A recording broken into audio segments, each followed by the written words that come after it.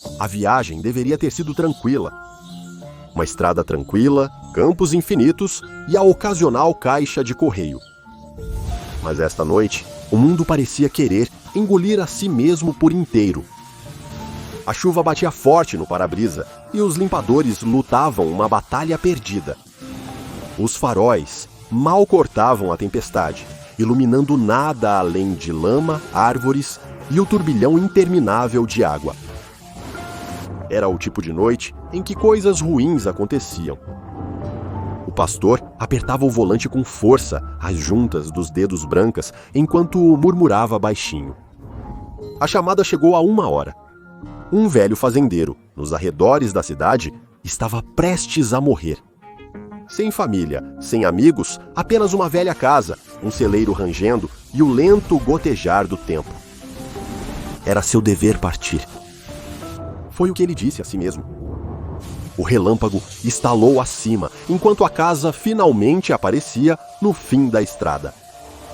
Uma luz de varanda vacilante balançava ao vento, lançando longas sombras mutáveis sobre a terra alagada. O pastor suspirou. Isso parece amaldiçoado. Ele saiu do carro, suas botas afundando na lama. Ele seguiu com dificuldade, apertando o casaco enquanto o vento uivava pelos campos vazios. Ele bateu na porta, que rangeu abrindo sozinha. Por dentro, a casa estava silenciosa demais. O ar cheirava a mofo, como madeira velha e coisas esquecidas. Uma lâmpada a óleo tremia de leve sobre a mesa, mal iluminando o ambiente escuro. Então uma tosse. Um som úmido e chocalhante vindo do cômodo ao lado. Já era hora, o velho gritou.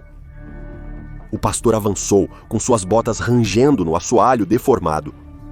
Ele seguiu o som até um pequeno quarto e parou. O fazendeiro jazia na cama, quase só ossos sob um cobertor. Sua pele estava cerosa e ferida em áreas incomuns. Suas mãos, torcidas e erradas, agarravam as cobertas como se fossem a única coisa que o ancorava a este mundo. Suas orelhas haviam desaparecido, restando apenas 2 tocos infectados e irregulares no lugar. O sangue havia secado em estrias escuras no pescoço. Sua cabeça se moveu de leve, como se escutasse. O pastor engoliu. Como aquele homem o ouviu entrar? Os olhos fundos do fazendeiro o encararam. O fazendeiro resmungou, como se respondesse ao pensamento do pastor.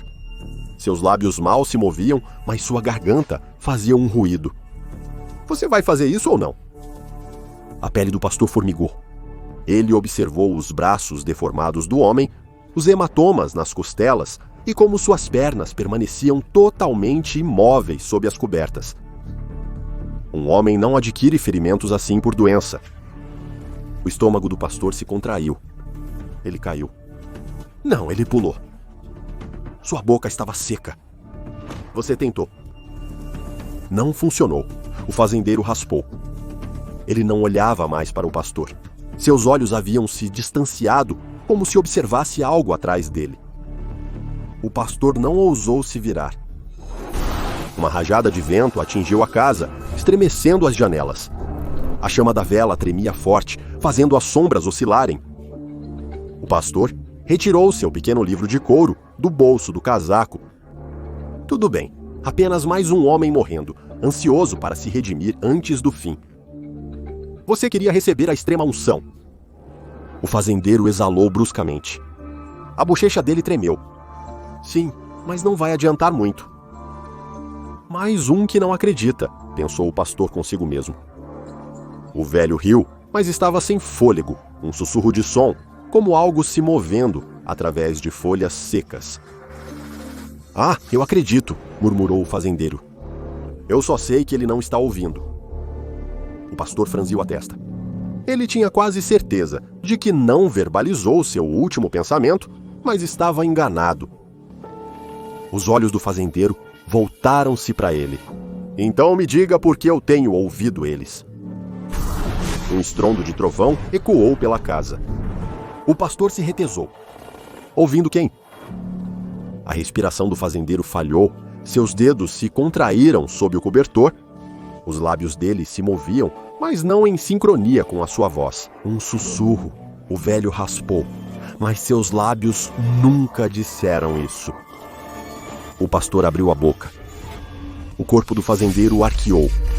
Sua boca se abriu num grito mudo. Seu peito se agitava, costelas empurrando contra sua pele, como se algo estivesse puxando de dentro. Seus olhos, selvagens e desesperados, encontraram os do pastor. Então o grito atingiu, mas não pelos ouvidos do pastor. Ele atingiu seu crânio como um sino de igreja invertido. Um som que não era um som. Uma força que não era uma força. O impacto quase fez o pastor vomitar. Sua visão embaçou nas bordas. O quarto inclinou e desapareceu. Silêncio. O homem idoso desabou na cama. O pastor ofegou, peito arfando, dedos tão apertados em volta de seu livro que o couro rangia. A lâmpada piscou uma vez, depois se manteve estável. A casa voltou a ser apenas uma casa. A tempestade persistia com ventos fortes, a chama da vela oscilava débil. Nada havia mudado, exceto ele. Mas o pastor ainda não sabia disso. Ele exalou lentamente e, então, porque ainda era seu trabalho, fechou delicadamente os olhos do fazendeiro. O funeral foi dias depois, pequeno e sob um céu cinza. Alguns moradores compareceram, cabeças baixas e mãos dobradas. O vento finalmente se acalmara. O pastor ficou à cabeceira do túmulo, Bíblia na mão. Sua voz soava baixa e constante enquanto ele pronunciava os ritos finais, palavras tão familiares quanto respirar. O fazendeiro não tinha família para reclamá-lo, nenhum visitante para se despedir, ninguém exceto alguns vizinhos, um ou dois velhos amigos e o próprio pastor. E a cova era rasa. O coveiro da cidade havia mencionado casualmente que o corpo estava frágil. O pastor concordou sem fazer perguntas. O caixão foi abaixado, seguido pela terra. Os enlutados demoraram apenas brevemente antes de voltar a descer a colina. Logo era apenas o pastor e o coveiro. O homem enxugou a testa, olhando para o solo, recém-compactado. Coisa estranha. Ele murmurou. Você viu as orelhas dele? O pastor manteve o olhar fixo para frente. Ele as tinha visto. O homem riu nervosamente. Deve ter sido realmente desesperado para parar de ouvir coisas. O coveiro silenciosamente refletiu para si mesmo bem. Eu acho que não importa agora, o pastor respondeu, como se palavras tivessem sido ditas. O coveiro olhou para o pastor perplexo. Ele exalou abruptamente, lançando a pá sobre o ombro. O pastor, alheio ao que aconteceu, apertou mais o casaco contra o frio, obrigado pelo seu trabalho. O coveiro assentiu, mencionando a chuva antes de descer a ladeira. O pastor ficou um momento a mais. Uma pergunta roía a borda de sua mente. Ele ainda não entendia como o fazendeiro sem ouvidos o ouviu entrar na casa. O vento agitou-se atrás dele o suficiente para enviar um arrepio lento pela espinha. O pastor se afastou do túmulo e saiu. Ele tinha um sermão para preparar. A igreja estava silenciosa naquela tarde. O pastor encontrava-se sozinho no confessionário, com as mãos pousadas no colo. O confessionário, fracamente iluminado, tinha uma treliça de madeira entre os compartimentos, projetando um padrão familiar de luz e sombra. Havia anos que ninguém pedia uma confissão pessoalmente. A maioria das pessoas estava satisfeita em sentar nos bancos, murmurando seus arrependimentos para si. Mas hoje foi diferente. Após o funeral, um agricultor mais jovem e de ombros largos, com o rosto marcado por anos difíceis, se aproximou. Suas mãos inquietas evitavam o olhar do pastor. Você tem tempo para ouvir uma confissão? O pastor sorriu, claro. Sentado no confessionário, ele ouvia o homem se mover inquieto do outro lado. A madeira rangia, um suspiro engasgado. O pastor esperou. Uma pausa. Então eu fui infiel à minha esposa. As palavras atingiram como um fósforo no escuro, mas o homem ainda não havia falado. o corpo do pastor ficou imóvel. Com as mãos cuidadosamente dobradas no colo, apertou-as levemente. O homem suspirou lenta e tremulamente. E então, como o pastor esperava, ele repetiu em voz alta as palavras que tinha ouvido. O pastor sentiu uma sensação estranha, quase vazia, florescer em seu peito. Ele não tinha imaginado isso. Fora exato, as mesmas palavras, tom e peso da vergonha pressionando contra eles. O pastor inalou lentamente, com cuidado. Seu pulso acelerou, mas sua voz estava firme. O arrependimento é o primeiro passo para o perdão, meu filho.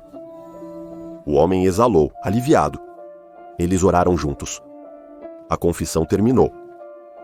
O pastor observou o homem sair, sumindo na luz fria da tarde. Novamente sozinho, o pastor inclinou-se para a frente, com os cotovelos nos joelhos. Suas mãos se uniram, os dedos pressionando seus lábios. Seu coração ainda batia acelerado. Tinha que ser coincidência, certo? O pastor soltou um suspiro lento, o olhar caindo sobre o brilho suave da vela queimando no altar. Isso é um presente, ele disse a si mesmo silenciosamente, uma bênção. O vento voltou a soprar lá fora. Naquele domingo, quando o pastor começou seu sermão, ele ouviu todos os pensamentos na igreja. Foi uma realização gradual. Ele havia aberto sua Bíblia, inspirado profundamente, e falado as primeiras palavras quando, espero que isso não demore muito. Devia ter comido antes de vir. Será que deixei o fogão ligado? Não aguento mais isso. Quero o divórcio. Ele realmente acredita nisso? As vozes se acumulavam umas sobre as outras, camada sobre camada. Muito alto para serem sussurros, mas muito baixo para serem falas. O pastor pausou e observou os paroquianos.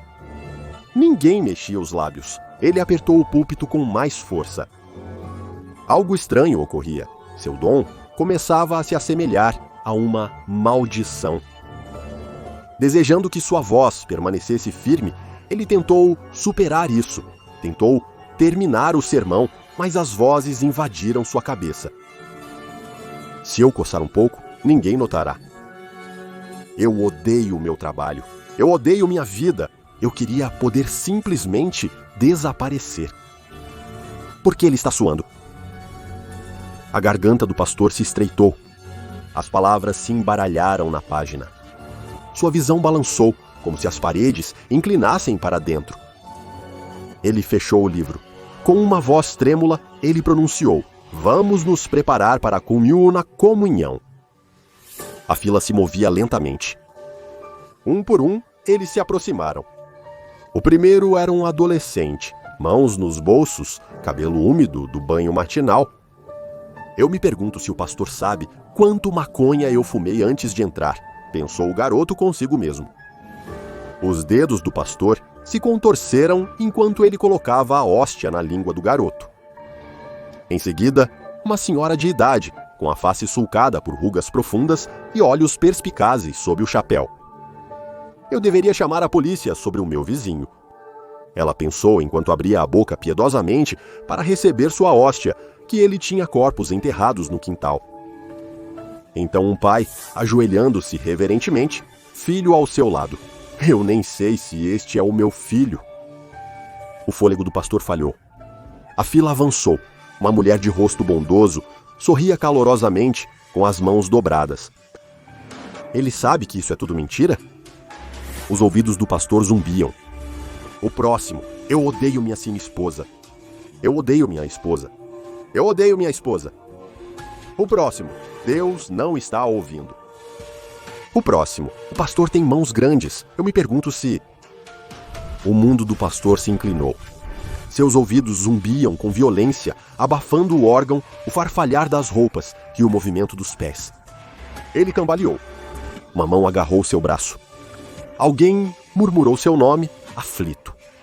Mas por baixo de suas vozes e sussurros preocupados, ele podia ouvir seus reais pensamentos.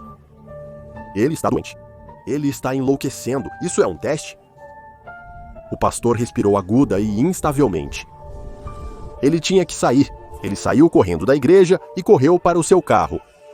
tudo o que ele queria era um pouco de silêncio, mas a viagem para casa foi pior. O semáforo ficou vermelho e os carros se alinharam ao seu lado. O silêncio durou 1 segundo, então inundou tudo. Eu deveria simplesmente acelerar. Se eu for atingido, pelo menos não terei que ir trabalhar amanhã. Eles sabem que eu roubei o dinheiro? Eu não acho que eles saibam. Deus, eu espero que eles não saibam. Essa erupção cutânea significa que eu tenho algo? O pastor agarrou o volante com força. Com o sinal verde, ele acelerou pelas ruas até chegar em casa. Ele bateu a porta, o eco engolido pela quietude do local.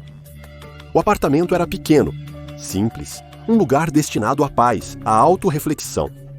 Mas ao adentrar, o que deveria ser seu santuário. Eu queria ter morrido primeiro, pensou uma viúva idosa na unidade ao lado enquanto tricotava perto de sua janela, o carteiro trancando seu caminhão na calçada. E se eu apenas partisse, seguisse dirigindo, sem olhar para trás?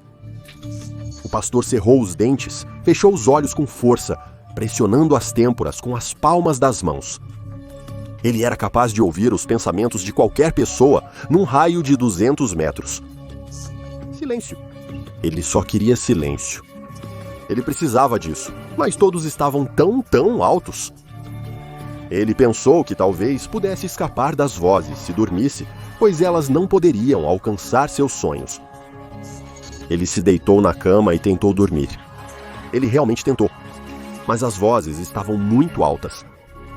Ele cobriu a cabeça com o travesseiro e enfiou papel toalha nos ouvidos.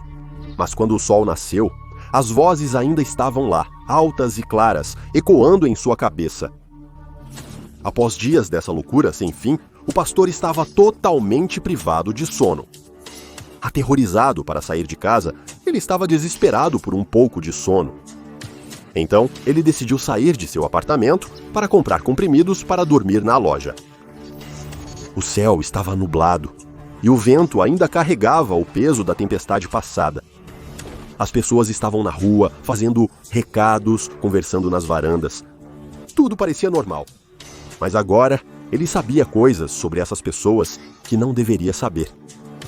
Uma jovem mãe, que ia à igreja todo domingo, embalava seu bebê perto da loja de esquina. Ela avistou o pastor atravessando a rua e sorriu ao acenar para ele. Através do sorriso dela, ele sempre ouvia: "Eu odeio essa vida. Eu odeio essa cidade. Eu odeio essa criança." O açougueiro da loja da esquina sorriu ao embrulhar um corte de carne. Se soubessem a verdadeira origem daquilo, pensou ele, satisfeito. Todos eles pareciam normais. Eles sorriram e acenaram. Mas o pastor podia ouvi-los. Ele podia ouvir suas mentiras, seus pecados, sua vergonha, sua sujeira. Isso revirava seu estômago. Ele finalmente entrou na loja, segurando a cesta de madeira como sua tábua de salvação. Ele perambulou pelos corredores em busca dos comprimidos para dormir. Seus dedos tremiam ao segurar a cesta. Muitas vozes eram lançadas contra ele, mal conseguindo enxergar direito. Ele sabia quem trapaceava, roubava e se escondia. E eles sorriam para ele. O pastor abandonou sua cesta e voltou correndo para casa para orar. Logo cedo, no próximo domingo, a igreja estava cheia. Os bancos estavam repletos de rostos familiares, sorrindo, cumprimentando-se, apertando as mãos e rindo de pequenas piadas. Eles não tinham ideia, nenhuma ideia, de que o pastor ouvia todas as coisas que eles não ousavam falar em voz alta. Eu deveria tê-lo beijado quando pude. Enterrei o dinheiro embaixo do galpão, se alguém o encontrar. Acho que a amo, acho que o odeio. As palavras penetraram no crânio do pastor como uma doença enquanto ele subia ao púlpito. Ele se esforçou para parecer apresentável, mas não conseguiu esconder as profundas olheiras escuras sob seus olhos avermelhados. A sala se encheu de murmúrios sobre sua aparência desleixada. Vozes rastejantes e mutantes atormentavam sua mente. O pastor agarrou o púlpito. Sua respiração estava superficial. O sermão estava pronto, com as palavras à sua frente. Ele podia fazer isso. Tudo o que ele tinha que fazer era ler. Só isso. Leia as palavras em voz alta. Enquanto lutava para se concentrar na escrita de seu livro, um pensamento o atingiu. Um pensamento que parecia um chamado. Seria possível que o motivo pelo qual ele recebeu esse dom era para chamar os pecadores para impedi-los de se desviar. O pastor finalmente ergueu o olhar. Seu olhar pousou em uma mãe, esposa e mulher que havia trazido caçarolas para todos os funerais, cantado no coral por anos e sempre fora um farol de calor para a comunidade da igreja. E antes que ele pudesse se conter, sua boca se abriu. "Sara", ele disse suavemente. Ela ergueu a cabeça. Ele notou seu pulso acelerando no pescoço. "Você ainda sonha em deixar seu marido e filhos?" As pessoas se viraram em seus assentos. Algumas cabeças se voltaram para Sara com olhares de surpresa e incerteza. Sara empalideceu. Os lábios dela se abriram, mas ela não disse nada. Um inalar lento e agudo cortou o ar. Então, o pastor virou a cabeça em direção a um homem sentado no fundo. "David", ele disse. O homem se endireitou. "O dinheiro que você roubou do seu chefe." "Isso te faz sentir rico?" Enquanto suspiros percorriam a congregação, Sara rapidamente se desculpou para seu marido atônito, que parecia ter levado um soco surpresa, e saiu. Além de ter pensamentos fervorosos sobre abandonar sua família, Sara tinha outro segredo, um grande. Ela era uma oficial de alto escalão da fundação. Logo após sair, ela pegou seu telefone seguro e fez a ligação. Anomalia grave confirmada, contenção urgente. No curto período até a chegada da fundação, o pastor conseguiu causar danos dentro da igreja. Um a um, ele fervorosamente apontou todos os pecados não ditos de seus paroquianos. Ele sentia que fazia o trabalho de Deus, até que o pensamento de alguém o atingiu como um saco de batatas. Ele está possuído. Depois outro. O diabo deve estar falando com ele. Como mais ele poderia saber isso sobre mim? Os sussurros aumentaram de volume, mas não vinham de sua mente. Não mais. Agora, eles eram reais. Toda a sua congregação estava gritando com ele, em voz alta, com choque e repulsa. Eles temiam um louco de olhos vidrados que sabia coisas que não deveria.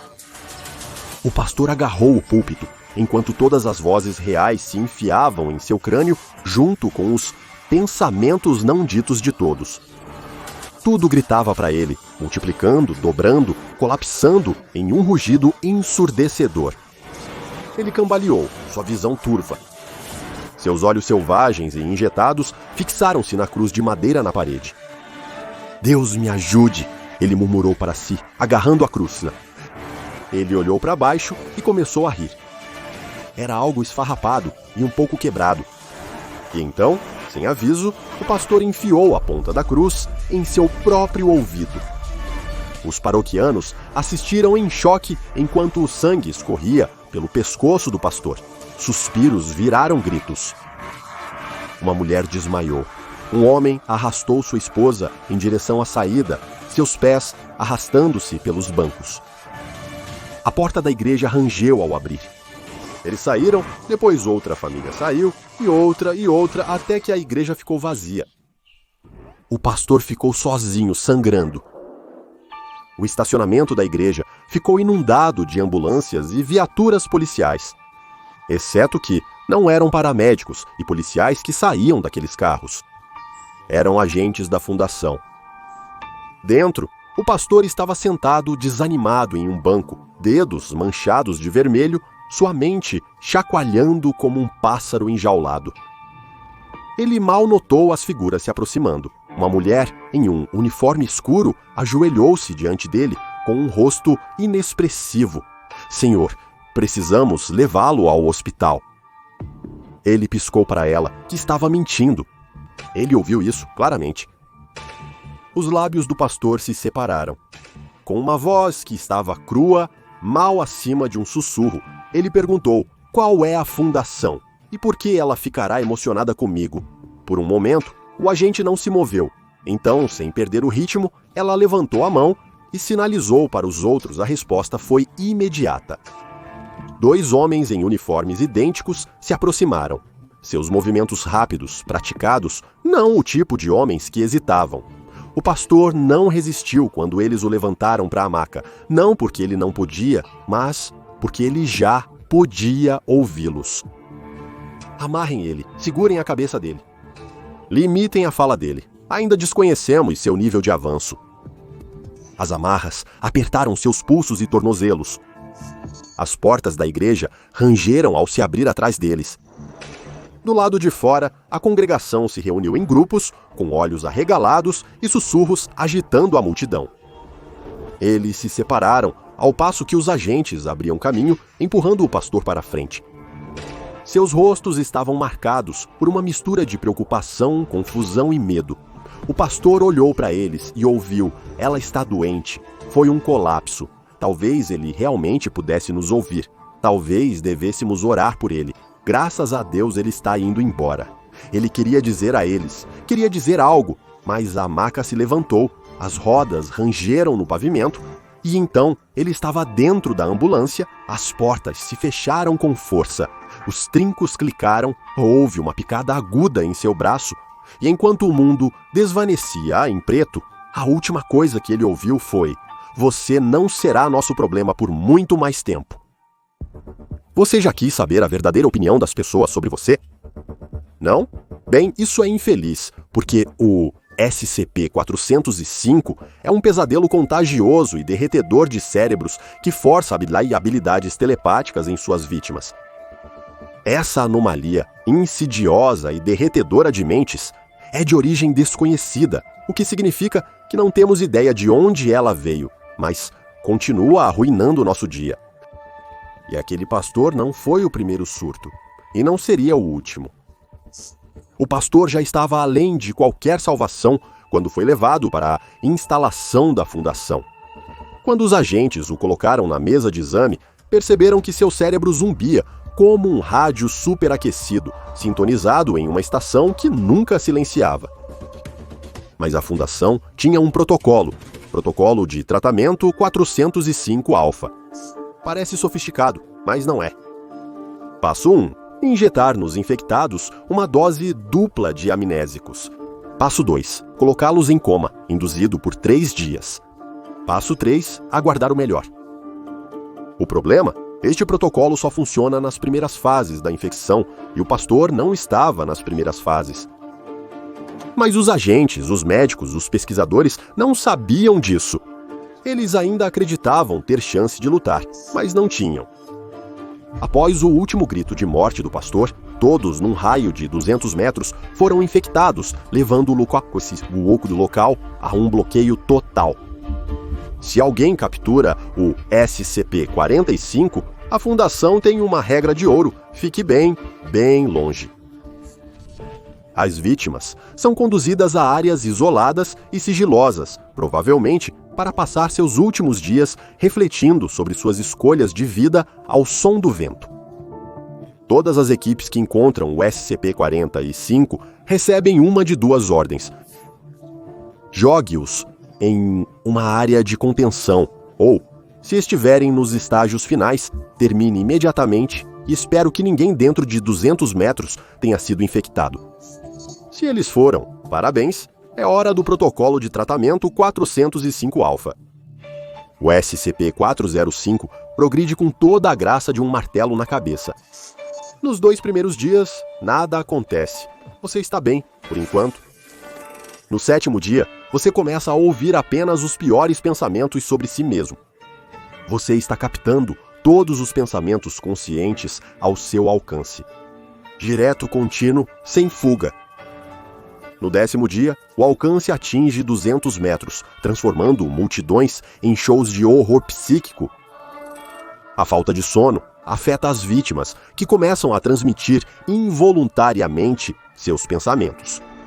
Constrangedor se você tem segredos. Na 2ª semana, seu cérebro desiste das barreiras. E agora, você pode ouvir pensamentos inconscientes, piscar, digestão, o pesadelo completo. A demência se instala Contidos, a maioria das vítimas implora pela morte, enquanto outros tentam, sem sucesso, romper os próprios tímpanos para fazer cessar. No 28º dia, sua mente derrete por completo. Convulsões, comas e os infames gritos de morte começam sua última transmissão mental antes de, convenientemente, infectar todos em um raio de 200 metros, porque se você sofreu, por que todos os outros não deveriam? O SCP-4051 consiste nos poucos sortudos que sobreviveram à infecção e agora vivem em uma instalação de pesquisa desértica, recebendo interação humana mínima. Apenas 2 médicos, dopados com tranquilizantes, têm permissão para vê-los, pois nada demonstra mais desprezo do que medicar a equipe apenas para tolerar uma conversa. Em algum momento, a Fundação achou que seria divertido colocar todos os sobreviventes do SCP-451 juntos no mesmo lugar, porque o que poderia dar errado ao enfiar um monte de telepatas quebrados no mesmo prédio? Surpresa, suas personalidades começaram a se fundir. Um ganhou um talento musical inédito, outro começou a desmontar armas instintivamente, sem histórico militar. A conclusão, se encontrar outro sobrevivente, por tudo que é sagrado e profano, não os envie para cá. SCP-405 aparece do nada, como aquela má ideia que você teve às 2 da manhã. Sem origem conhecida, seus surtos ocorrem há séculos. A maioria dos surtos ocorre em escolas, confirmando que o ensino médio é o pior lugar do mundo. Apenas 2 casos foram registrados fora dos Estados Unidos da América, um no Canadá e um no país de Gales. Isso sugere que ou o resto do mundo lida melhor com pandemias, ou a Fundação é ineficaz em encobrir baixas psíquicas em massa. SCP-405 prova que ler mentes não é um superpoder.